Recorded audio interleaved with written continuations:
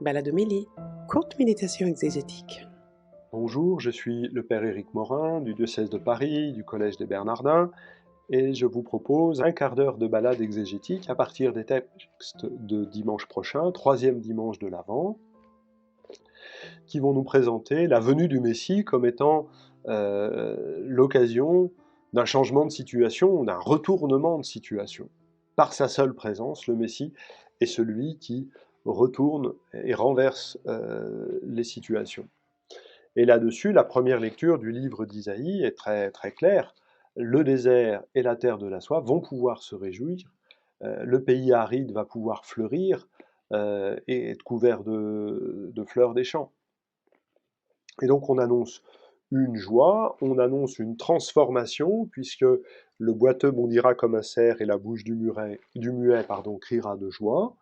Et ça, c'est, tel que la liturgie nous invite à méditer ce texte, c'est la venue du Messie qui fait ce retournement de situation. Qu'en est-il dans le livre même d'Isaïe, quelle est la place de ce passage? En fait, le prophète Isaïe regarde ce qui se passe dans le pays d'Édom. Hein, ces chapitres 34-35 se réfèrent à cela. Le pays d'Édom, c'est le pays qui se trouve au sud de la mer Morte, de part et d'autre de celle-ci, mais au sud et de part et d'autre de l'Araba, la vallée qui conduit de la mer Morte à la mer Rouge. Et quand arrivent les premières pluies, tout d'un coup, ce terre aride et sec, grâce aux graines qui ont su survivre dans l'aridité, tout d'un coup, il fleurit. Voilà, retournement de situation par quelques gouttes de pluie, quelques pluies. Et le prophète Isaïe, enfin le livre d'Isaïe médite sur cette situation-là et dit bah, la destinée du peuple, ça va être ça. La Terre Sainte, quand on la regarde bien, elle dit quelque chose de l'histoire du peuple. Et l'histoire du peuple, ça va être ce retournement de situation, là où tout paraît aride, sec, stérile, impossible. Eh bien, ça va fleurir, ça va resplendir, et les miracles qui sont mentionnés, les guérisons pour les aveugles, les sourds, les boiteux, les muets, ce sont des guérisons qui vont rendre le peuple capable de se mettre en marche. Ce texte est écrit vraisemblablement pendant la période de l'exil, quand il s'agit d'inviter le peuple à quitter Babylone pour qu'il puisse euh, vivre un nouvel exode. Ah oui, mais s'ils sont aveugles, ils vont pas trouver le chemin. S'ils sont sourds, ils vont pas entendre Dieu qui les appelle. S'ils sont boiteux, ils vont pas avancer. S'ils sont muets, ils pourront pas louer pour vivre justement l'expérience de l'Exode. Eh bien, l'intervention de Dieu, c'est de rendre son peuple capable de faire ce qu'il lui demande. Il lui demande de revenir, de retourner dans la terre d'Israël, de s'y installer, d'être ainsi le signe de sa bénédiction, de sa sagesse, de sa force, de sa puissance. Et il va le rendre capable de ce qu'il lui propose de faire et de vivre. Il y a deux thèmes qui accompagnent ce retournement de situation. Celui de la vengeance, hein, de manière assez forte. Hein, c'est voici votre Dieu, c'est la vengeance qui vient, la revanche de Dieu, il vient lui-même et va vous sauver. La vengeance de Dieu, de dire que c'est pas bien de se venger, et bon, que Dieu seul aurait le droit. C'est pas tout à fait ça non plus. Israël, c'est son peuple. Quand Israël a été déporté, les rois des nations se sont accaparés le peuple de Dieu. Ils ont exercé sur ce peuple une influence tyrannique qui fait que Dieu ne pouvait plus protéger son peuple, à tel point que le peuple avait même du mal à croire que son Dieu vive toujours. La mythologie de l'époque supposait que quand deux peuples se font la guerre, leurs dieux se font la guerre, et le peuple qui a perdu, c'est que son Dieu est mort, tout simplement. Et donc Dieu va se venger en ce sens qu'il va réaliser son droit sur le peuple d'Israël. C'est son peuple à lui, sa propriété privée, son apanage, si on veut parler en termes médiéval. Voilà, c'est à lui ce peuple. L'alliance consiste à ce que vous soyez mon peuple et moi je serai votre Dieu. La défaite d'Israël et la victoire de Nabuchodonosor et l'exil en Babylone ont rompu cela, Et Dieu va rétablir cette situation, va rétablir son droit d'être le Dieu d'Israël. Le deuxième thème, ils sont vraiment au contrepoint l'un de l'autre, c'est celui de la joie, qui transpire quand même dans tout ce texte. La joie du peuple de Dieu à laisser Dieu faire pour que l'alliance se réalise, que la bénédiction se réalise. Ce troisième dimanche de l'Avent est traditionnellement le temps de la joie, non pas de la joie comme un sentiment fugace ou passager, mais de la joie comme une décision d'être, une décision de s'émerveiller de la présence de Dieu. Puisque c'est toi, Seigneur, je décide d'être heureux d'aller à ta rencontre.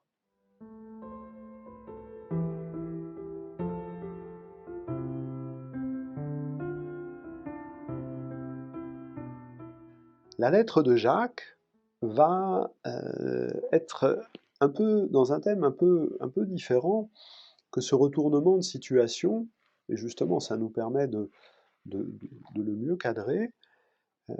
La lettre de Jacques nous invite à la patience.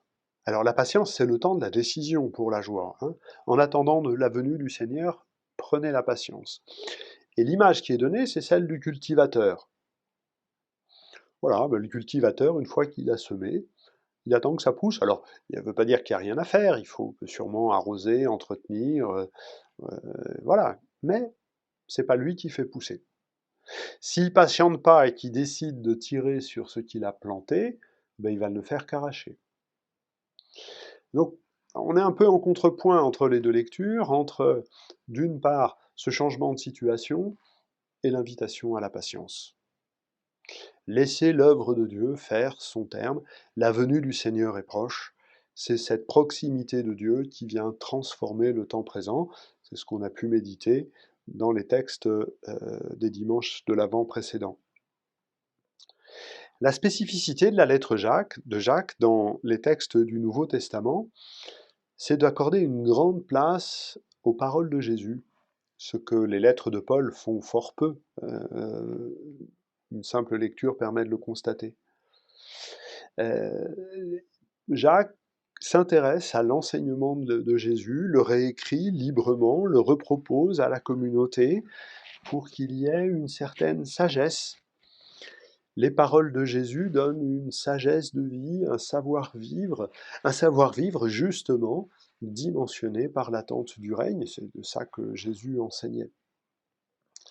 Et ces paroles de Jésus sont interprétées aussi, et on voit bien comment la communauté a accueilli les paroles de Jésus qui disaient « Oh, oh, il y a urgence à s'occuper du règne », puis après la résurrection de Jésus, ça tarde un tout petit peu, et donc il faut reprendre le thème de l'urgence et en faire un thème de la patience.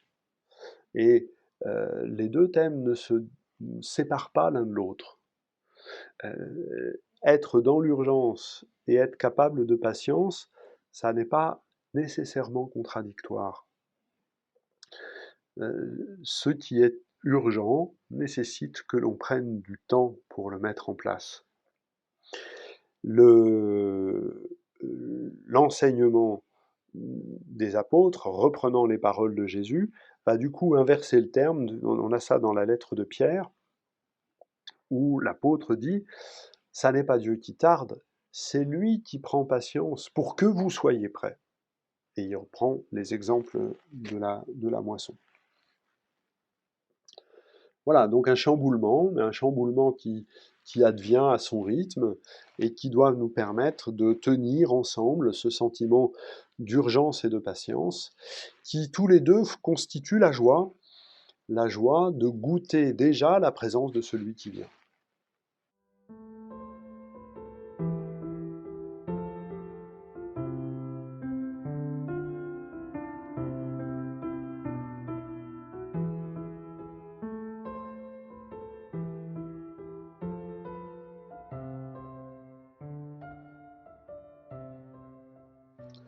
Dans cette perspective, l'Évangile nous raconte un épisode qui concerne Jean-Baptiste et qui nous montre Jean-Baptiste désarçonné par Jésus. Il envoie des disciples Es-tu celui qui doit venir ou devons-nous en attendre un autre? Ça montre que Jean est désorienté. Ben, le portrait qu'il nous faisait de Jésus, c'est être un Messie serviteur de justice, et de justice avec le sens du juge qui tranche, qui condamne aussi quand il le faut. Et voilà que depuis le début de l'Évangile, Matthieu nous montre un Jésus qui fait miséricorde. Alors qu'en est-il, hein? C'est sûrement un des thèmes essentiels de l'Évangile de Matthieu, au moins celui de Matthieu, peut-être aussi les autres, c'est de montrer comment il n'y a pas contradiction entre justice et miséricorde. Il n'y a pas contradiction entre justice et miséricorde, de même qu'il n'y a pas contradiction entre urgence et patience. Et les paraboles, celles qu'on va lire tout au long de l'année, jusqu'au mois de novembre l'année prochaine, vont nous apprendre à tenir ensemble urgence et patience, miséricorde et justice. Quelle est la réponse qu'adresse Jésus à ce moment-là euh, aux disciples de Jean-Baptiste pour qu'ils la transmettent à Jean-Baptiste? Eh bien, il fait les signes qui étaient annoncés par les prophètes. Les aveugles recouvrent la vue, les boîtes marchent, les lépreux sont purifiés, les sourds entendent, les morts ressuscitent, les pauvres reçoivent la bonne nouvelle. On retrouve pratiquement la liste qui était contenue dans la première lecture, liste actualisée, reprise, notamment la notion des pauvres qui reçoivent la bonne nouvelle. Pour Jésus, c'est vraiment le signe par excellence que le royaume est à l'œuvre. Le signe de Jonas, c'est les Ninivites qui se convertissent, et vous l'avez sous les yeux, puisque vous avez les pauvres qui entendent la bonne nouvelle, dit-il à ses contemporains. Et donc Jésus est bien celui qui réalise les promesses, mais il les réalise de manière surprenante, étonnante. Et que serait cette réalisation des promesses si elle se contentait d'être à la lettre, s'il y avait un débordement, s'il y avait un surplus par la présence même de Jésus?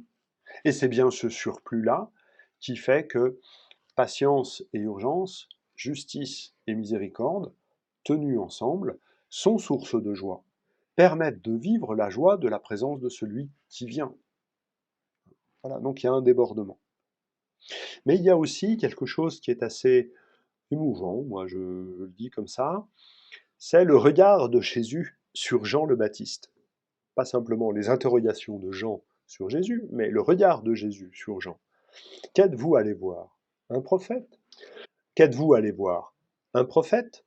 Oui, je vous le dis, et bien plus qu'il est écrit, voici que j'envoie mon messager en avant de toi pour préparer le chemin devant toi. Jésus lui-même regarde Jean le Baptiste comme étant un don du Père pour lui préparer le chemin. Pour lui préparer le chemin parce qu'il a été un de ses disciples, pour lui préparer le chemin parce qu'il lui a ouvert la voie. Il y a un fait, moi, qui m'émerveille, voilà, c'est comment le Fils de Dieu, qui sait toute chose, comme Dieu, a appris de Jean-Baptiste. On ne parle pas, Jésus ne parle pas de sa mort avant la mort de Jean-Baptiste, dans tous les évangiles. Comme si la mort de Jean-Baptiste était pour Jésus l'ouverture d'un chemin par lequel il accueille de son Père, on ne va pas dire il comprend, mais il accueille de son Père que sa mort est le chemin par lequel il va faire son œuvre messianique, œuvre de justice, œuvre de vérité, œuvre de paix. Jean-Baptiste a bien été le messager qui a ouvert la route par le baptême, par d'autres choses peut-être, mais surtout par sa mort, puisqu'il apprend à Jésus ainsi qu'une mort peut avoir du sens. Et qu'ainsi Jésus va entrer progressivement dans l'acceptation de livrer sa vie aux mains des hommes pour que le troisième jour ressuscité, il puisse donner la vie à tous. Jésus a eu besoin d'être initié. Et c'est Jean le Baptiste qui le fit. Voilà pourquoi il est dit être le plus grand de tous les hommes. Personne ne s'est levé de plus grand que Jean-Baptiste. Mais c'est pas lui qui tient la porte du royaume. C'est pas lui qui tient la porte du royaume. Celui qui tient la porte du royaume, c'est le Christ. C'est lui qui a été désigné pour cela par le Père dans le mystère de la résurrection.